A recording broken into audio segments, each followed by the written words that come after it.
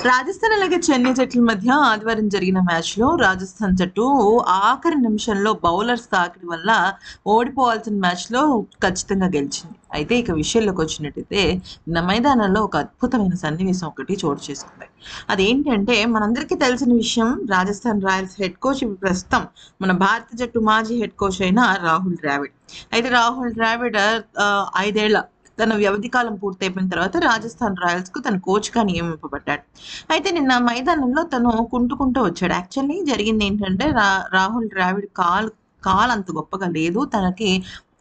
తన విషయంలో అయితే తను కుంటుతూ నడుస్తున్నాడనమాట. రాహుల్ ద్రావిడ్ కాలు చాలా ఇబ్బంది పెడుతోంది. అయితే ఆ సమయంలో ఏంటంటే ధోని తన దగ్గరికొచ్చి గట్టిగా అమాంతం దగ్గరికి తీసుకొని అసలు కాలుకి ఏమైంది? ఎప్పుడు రికవర్ అవుతారని తన కుశల ప్రశ్నలు అడగడమే కాకుండా ఆఖరిలో అంటే యాక్చువల్లీ నడుచుకుంటూ చాలా ఇబ్బంది పెడుతూ వచ్చేసరికి ధోని అంతా వదిలేసి రాహుల్ ద్రావిడ్‌కి వెళ్ళడం జరిగిందనమాట. ఇక చాలా సేపు మాట్లాడిన తర్వాత ఒక అద్భుతమైన సంఘటన ఏంటంటే చోటు చేసుకుంది. ఇక కాళ్ళకి నమస్కారం చేసి ఎంఎస్ ధోని తన గొప్పదనాన్ని చాటుకున్నాడు. నిజానికి రాహుల్ ద్రావిడ్ ధోని కన్నా సీనియర్. ఆటలో ఎన్నో మెలకువలు రాహుల్ ద్రావిడ్ ధోనికి నేర్పించాడు.